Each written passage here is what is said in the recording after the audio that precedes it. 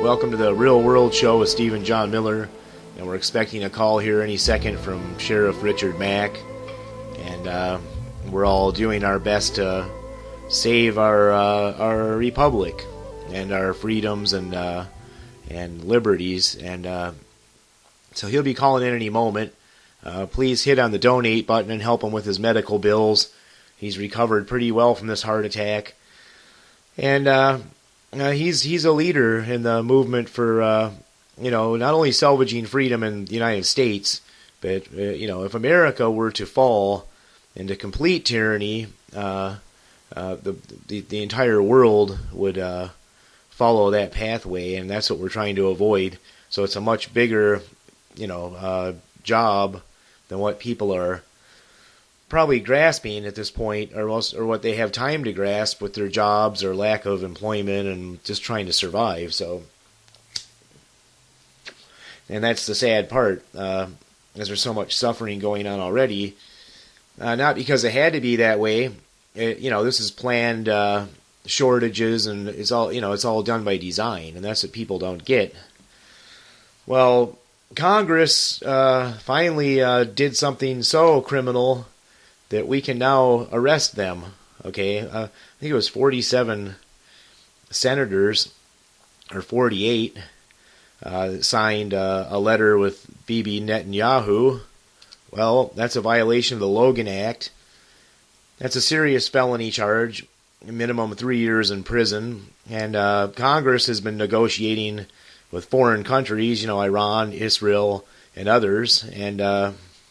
And all those negotiations are signed confessions of their violations of U.S. Criminal 18 U.S. Code violations. So this is very serious, and we need to put together the real men and go and arrest these guys, throw them out. And, I'll be posting a list of who's been involved in this. We need to get rid of Washington as it currently stands. They've been a failure and a joke to humanity since day one, in my opinion. If you knew about George Washington, and when he found out he was never lawfully president, he took his 3.5 miles out of Washington, D.C. Therefore, it's never been a lawful, or legal entity. And if you don't believe me, look up the map of Washington, D.C. There's only 6.5 miles there, and that explains why. Because George Washington was sworn in by Chief Judge of State Judge Robert R. Livingston. Well, a state judge can't swear in a federal officer, so that was never lawful. When Washington found that out, as stated, he took his 3.5 miles out of Washington, very angry. And it took until 1846 before the courts awarded that property back to the Washington family. So Sheriff Mack should be calling in any minute now.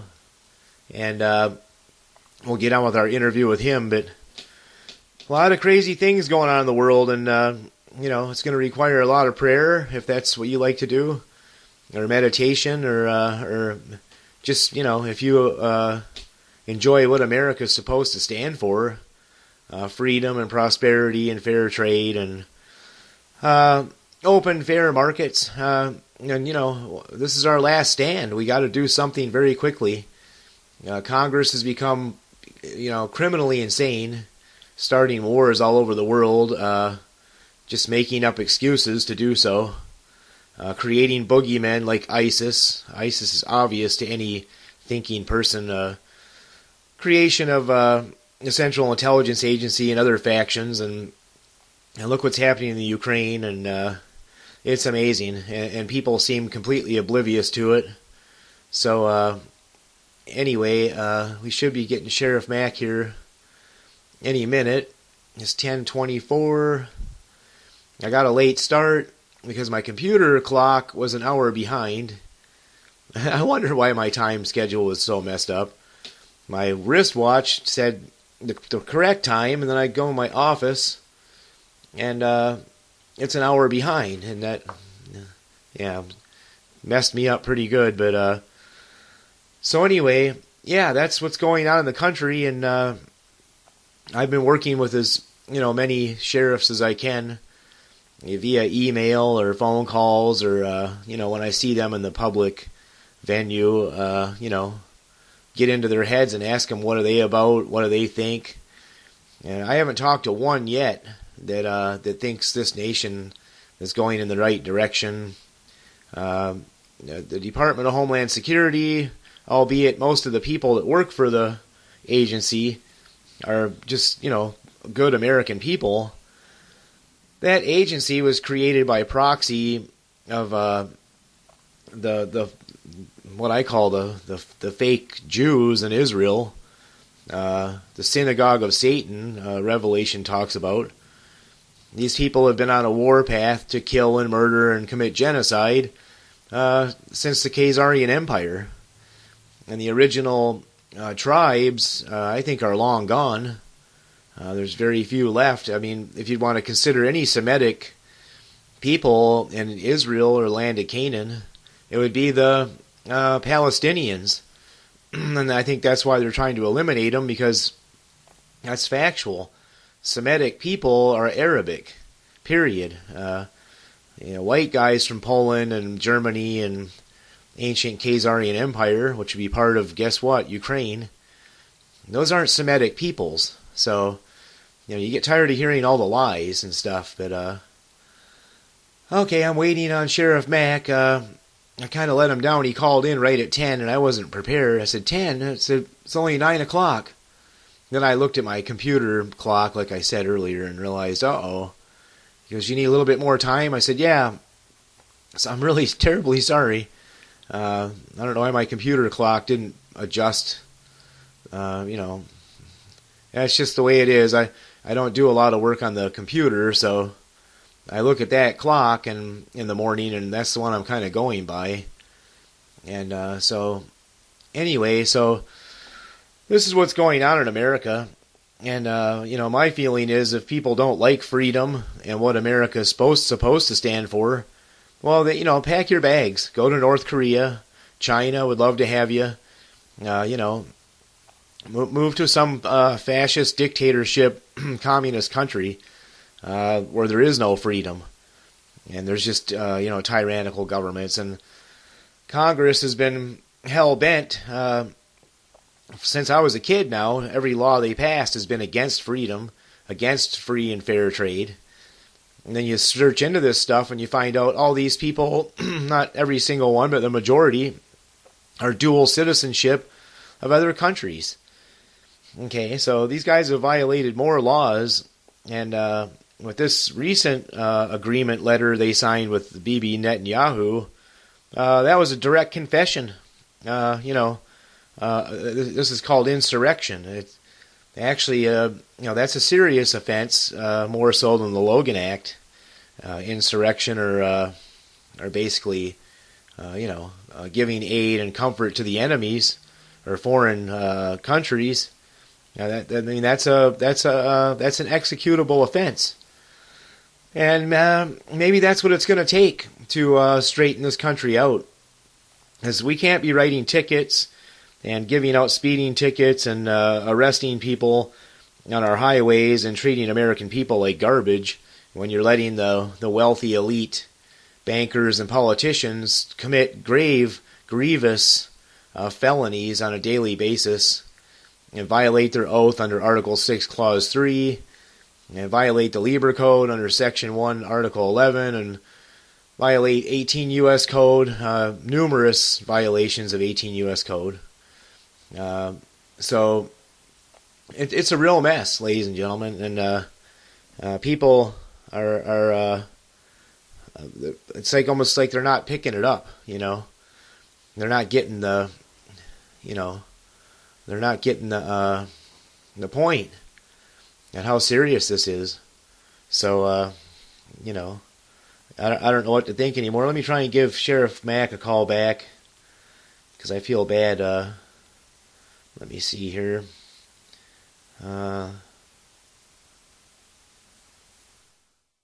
Oh, okay. He called me from a different number than normal. Maybe that's his landline.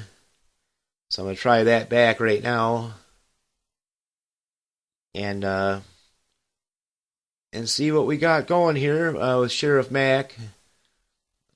It's taking him a little while to recuperate, but let's see what we got here. Excuse the loud volume.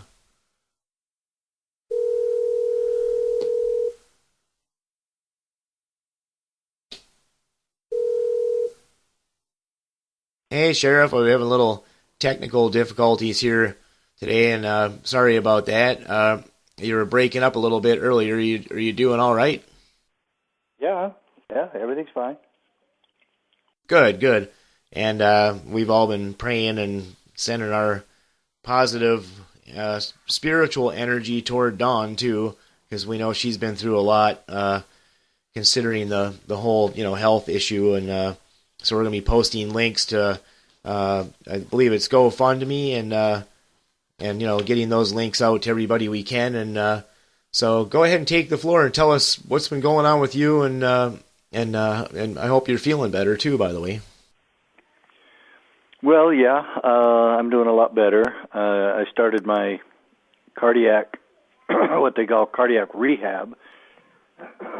Excuse me, and it's a program to do physical fitness in order to restore the heart and strengthen the heart.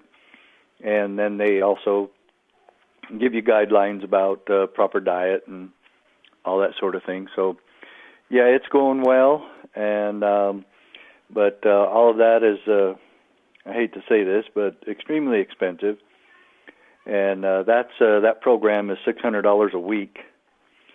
And as you know, I do not have insurance, and that has created a great stir on the internet, because a lot of the liberals have heard that I don't have insurance, and they are, to put it mildly, they are criticizing me a great deal for my supposed hypocrisy in asking people to help me with my medical bills when I refuse to have Obamacare.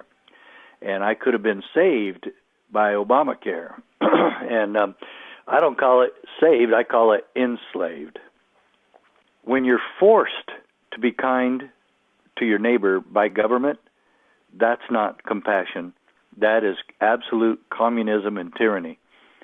And I will not support a program that allows the government, especially through the IRS enforcement and their Gestapo tactics, to force the American people to pay for my medical bills. And I can't do that, and I won't do it. And I didn't have insurance because my wife and I have been self-employed for the last 6 years. We haven't been able to afford those huge premiums. And then Obamacare comes along, and people think at least some of the liberals, think that I should just stop everything that I believe in and take it. And so we put several $100s aside every month for our medical bills, and I had about $10,000 in the bank. And those bills, all our bills, were always paid for, and some of them were kind of big. I mean, several of my wife's problems have been kind of big. She has really huge problems with arthritis and a few other things, and she would go in for cortisone shots from time to time, and we paid for all of those, and those are very expensive shots.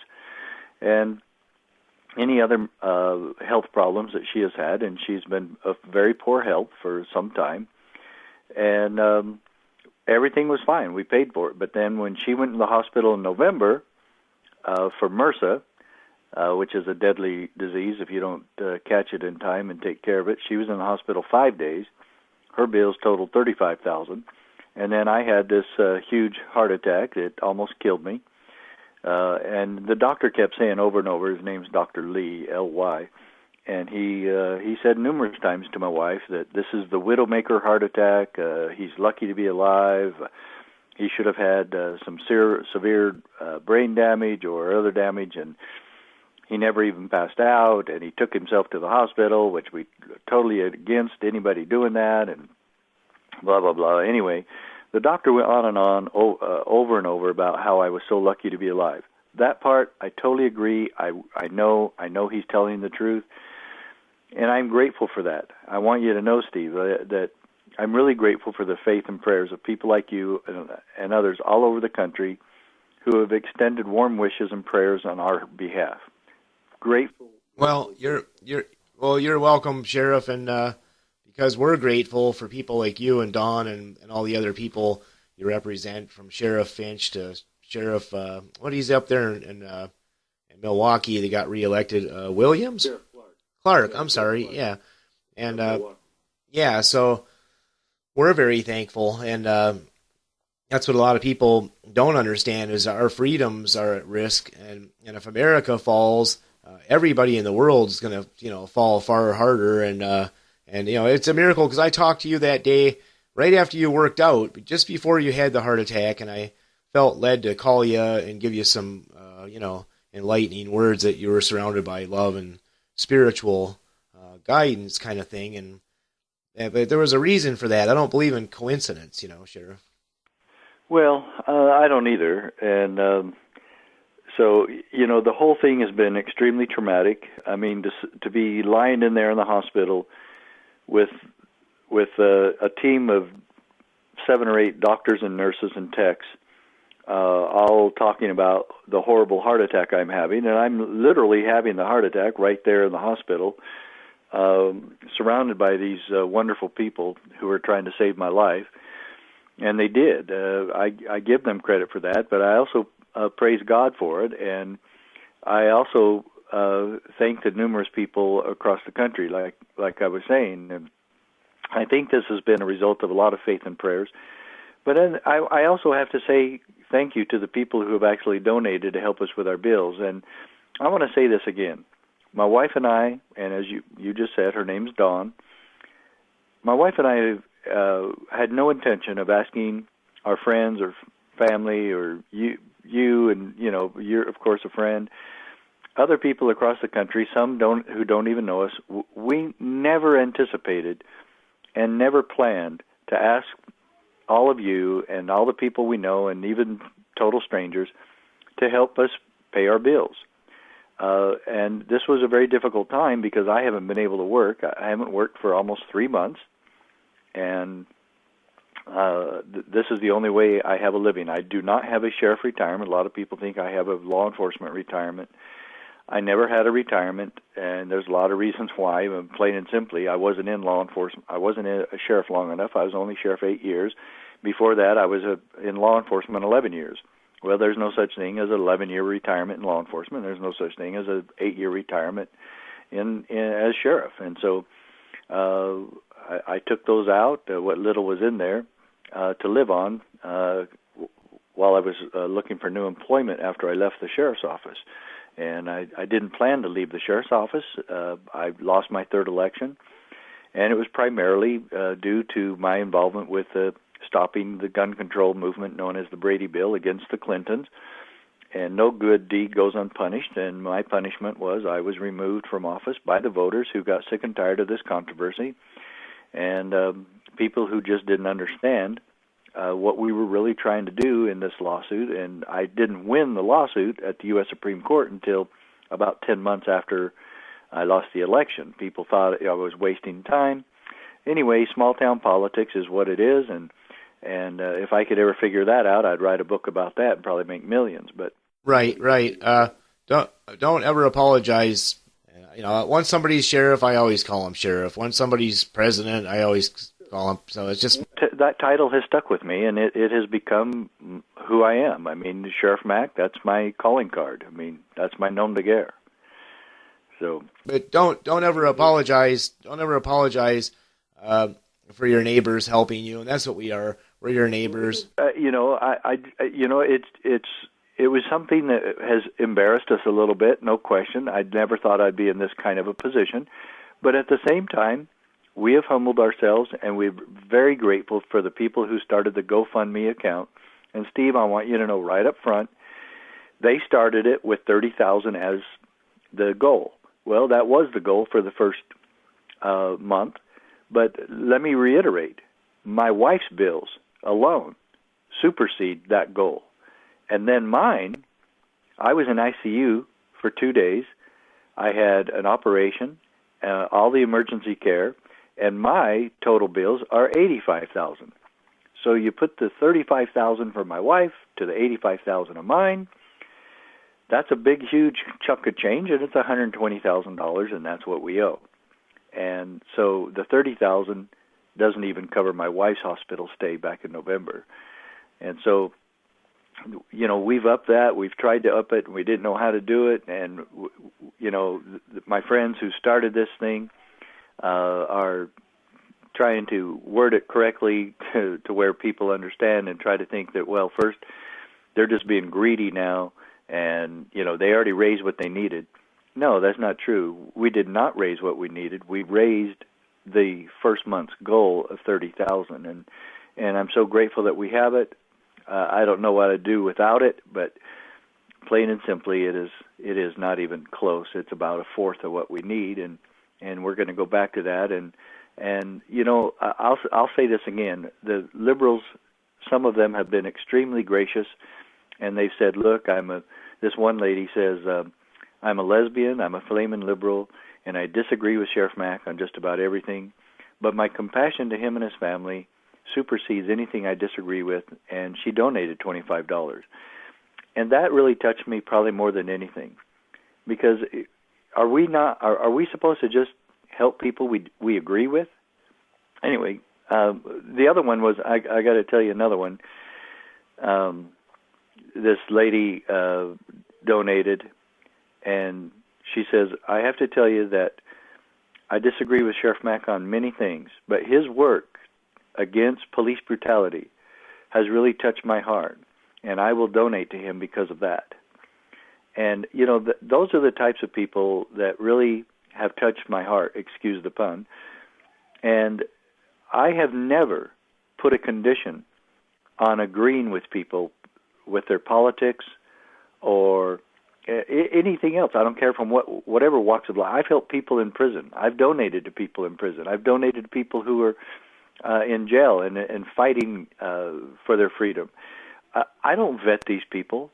I see that they have a need, and I don't find out who they voted for, or if they supported Richard Nixon, or if they're Reagan Democrats, or I don't care. I really don't care. And I've donated to lots of these people. And, you know, there was one time in our lives where my wife and I took in a family from Guatemala while they were here in the States having an operation on their little baby. And it was through the Hershey Foundation, and the Hershey Foundation is a plastic surgeon group of plastic surgeons who offer free help and assistance and provide surgery for cleft palates. And the particular girl that we had birthmarks over 30% of her body that had to be removed or they were going to turn cancerous. And it was a very grueling process to graft skin from one part of her body to cover and remove the birthmarks and replace them with other grafts. And it was very painful and grueling, and it took about 5 months. And they stayed in our home the whole time. I didn't ask them about their politics. I didn't ask them if they were socialists or if they supported the Guatemala president, who at the time I have no clue who it was. We just simply saw a need, and we took them in. And I can testify to Sheriff Mack and Don and his family, because I'm not considered to what you would call a Christian, and Sheriff knows this.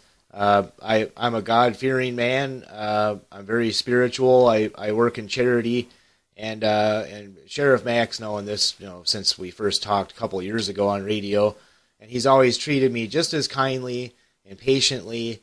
I can be kind of hard to get along with off air. I mean, we talk theology and stuff, but he's a loving, friendly. He's one of the truer Christians I've ever met in my life. Him and my mom, and everybody else is, I'm kind of suspect on. Well, I try to live the life that my mom taught me to live. God rest her soul. She passed away 4 years ago, and she was a very true Christian. She took everybody into our home. Everyone was welcome into our home. And when Southern Poverty Law Center and other groups have tried to accuse me of being a racist or bigot, and even now, because I won't take Obamacare, people have accused me of being a racist or bigot. How is it that I refuse Obamacare and that makes me a racist? And literally, people are trying to say it's because I refuse to do something because the president is black. I mean, how absurd and ridiculous can you get? But let me tell you, that is a huge criticism towards my mother. My mother didn't raise racists. Bigotry was not allowed in our home. My mother was a true Christian, very loving woman, and she would not tolerate anything of the sort. And I try to live my life that would make her proud even now. And I was never taught to be a racist or a bigot, and I didn't pick it up after she left. I would never do anything to disgrace her as my mother. And there's just no way that these people can have a conscience when they say that someone is a racist and bigot, and they throw those terms around like they're nothing. And I find it just as abhorrent to call someone a racist and a bigot who isn't, as to use some of the more commonly hated racial slurs around in our country. Those people are just as low and debauched as those who really are racists and bigots. And to accuse someone who you don't know of being a racist and a bigot is absolutely unforgivable, and it shows a lot of lack of character and plain old-fashioned ignorance. Yeah, and let me say one thing. I've been attacked too by the liberal left, and I said, well, do you guys understand that I'm a big follower of Ben Carson? And I'm actually talked to him, and he'll get my vote. Do you have any clue about that? He's African American, and all these racial epitaphs you use directed at me, saying, "Oh, you're anti-Semitic, you're anti-black people." You're I'm saying in the biggest black churches in the world. Okay, yeah. I was the only white guy in that church, and why would I show up in that church? And sing for, like Pastor Bogle's church in Detroit, one of the largest African-American churches in the world. And I went there and sang for free, and I hang out. I was born in Detroit, for goodness sakes, Yeah. Well, I think the term Afro-American is kind of strange.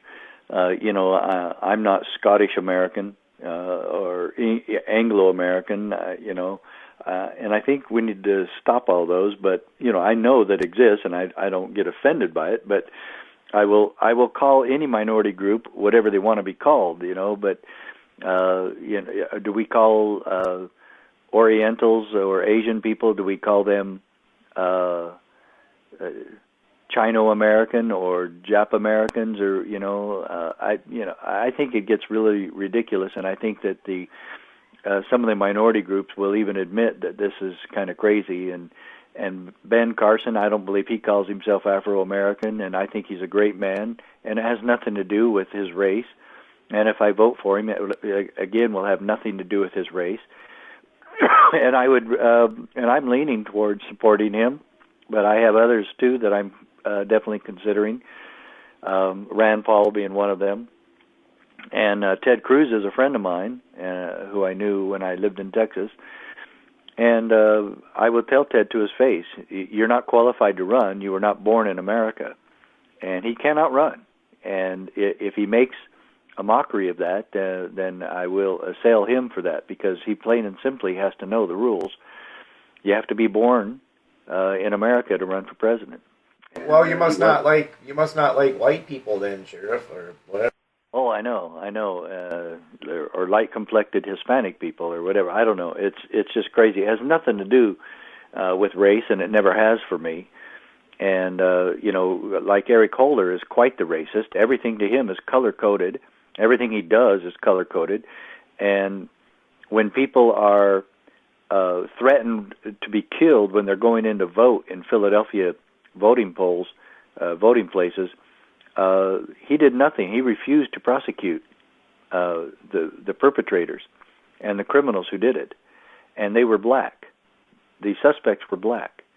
So is he being racist by not prosecuting them? And yet he demands that all sorts of things happen in Ferguson, Missouri, due to race, but he won't comply with the own enforcement of our voting laws, what we hold sacred here, or that we're supposed to.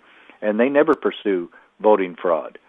And even worse, blatant threats of violence against elderly white citizens who just simply want to vote. So, you know, the race card has been played by Obama and Holder numerous times, and both of them, if they had any amount of shame, would be ashamed of themselves. But, of course, they have an agenda, and they're going to push the agenda, and I'm not part of that. So all the way back to this GoFundMe site that got up in my name or to help me was never done by me, and it was never done even a backdoor approach of me going to friends and saying, hey, why don't you start a GoFundMe account for me, and then say you did it. That is not what happened. After I was approached about it, I just simply said, her name was Marilyn, it was her idea, and she went to other of my friends and other people to get it done. But she was the one largely responsible for it, and she lives out here in Phoenix. And I didn't think anything would even come of it. I never thought it would get off the ground, and she did it. And she contacted my son and asked him if she could put it on his Facebook page. And I didn't even I had a Facebook, but I haven't used it. I couldn't give her the information, and I didn't really want to.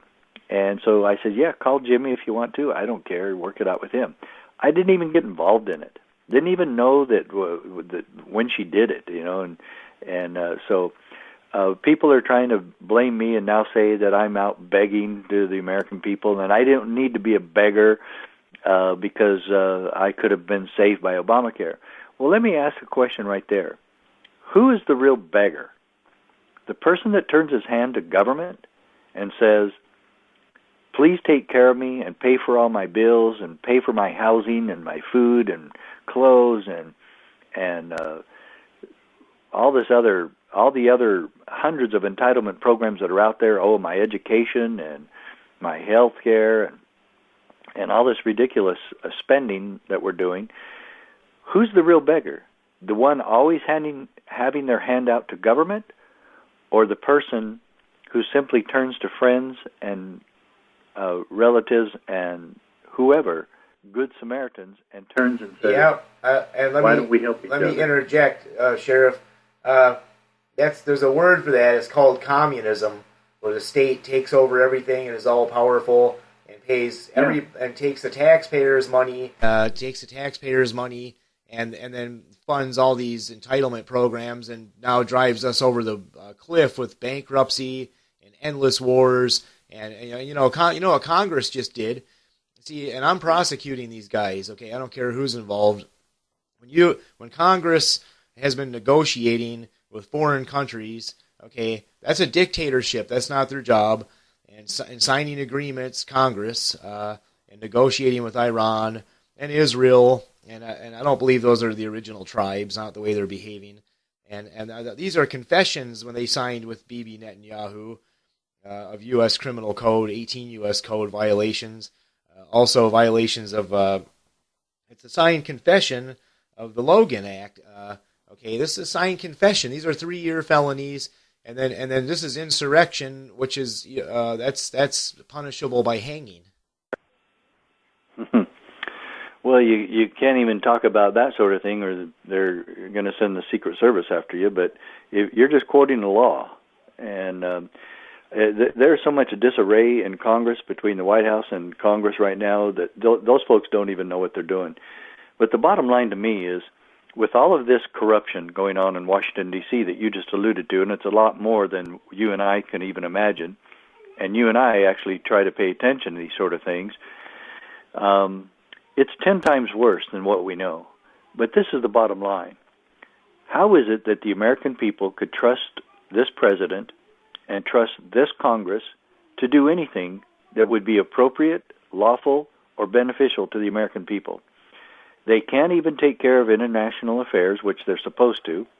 They can't even balance a budget, which they're supposed to. They don't follow the simplest laws of our Constitution nor the Bill of Rights. They do not even enforce immigration laws or secure our border. They continuously spend money we don't have, spending us into bankruptcy and oblivion.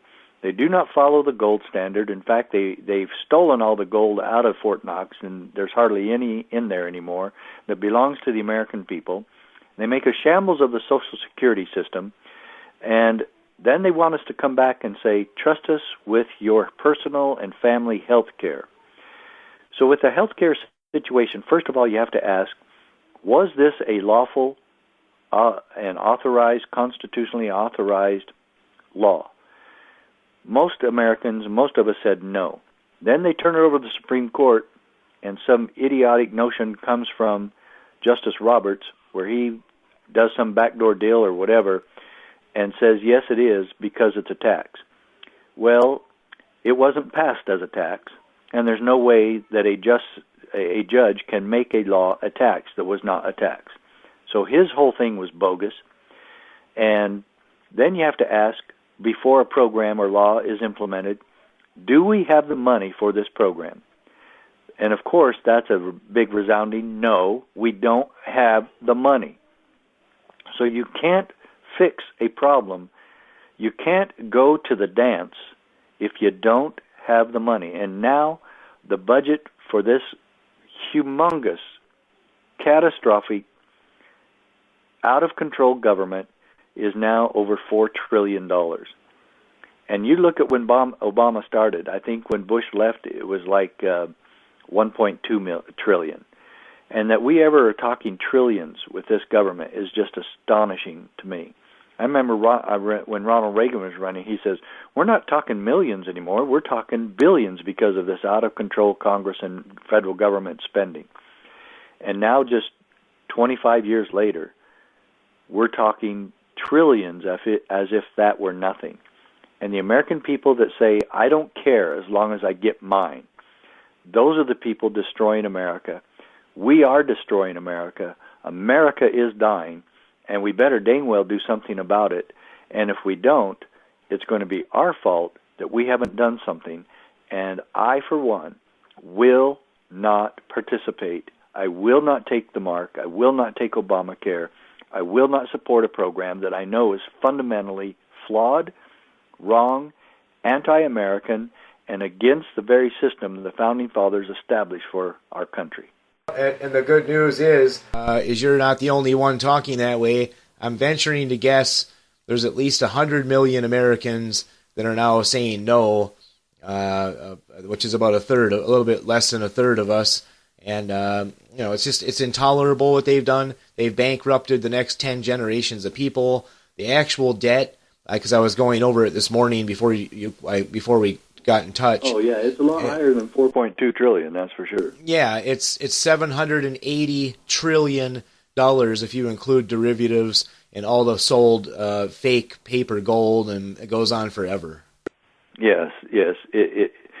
And your number is very accurate. I've seen that same thing. And if you look at all the entitlements and all the guaranteed monies that are supposed to be going out, and all the spending on national defense and salaries and benefits and pensions and everything else to federal employees and our politicians who really stroke themselves big time with our tax dollars, yes, you're correct. It's up in the 80 trillion mark. And right now, our national debt is approaching 20 trillion, and there's just no way that is manageable. There's no way that we can get out of it. And when it crashes, when the balloon pops, it's going to create such a catastrophe that everybody's going to think that and probably forget about the good old days of the Great Depression, because it's going to make the Great Depression look like kindergarten. So anyway, folks, I do want to thank you. And again, as I told some liberals and others on the Tom Hartman Show, if you want, in the goodness of your heart, to help my family get back on its feet, it's totally up to you. But you can go to GoFundMe.com /help Sheriff Mack. Mack is M-A-C-K. So you can do it. I'm embarrassed to even say that, but it's totally up to you. And I will not participate in a forced governmental charity program known as Obamacare or ACA, whatever you want to call it. I don't care. But I'm not going to do it. And if nobody donates, and if nobody had donated, I would still work out my bills between me and the hospital. And I am going to try to pay as much as I can, and I'm also going to pay it forward on this whole situation. And people who've helped me, I will pay that forward. And that's how we do things. And I'm going to be contacting all my friends and family. My parents are retired officers, Salvation Army. My mom's still active at 76 and runs a store, and getting the word out, to everybody that knows and loves you and the hard work you've done, and Dawn and your family, of course, too. They're part of this hard work, and so we'll do the best we can for you, and we all need to be there for each other. You can't rely on government.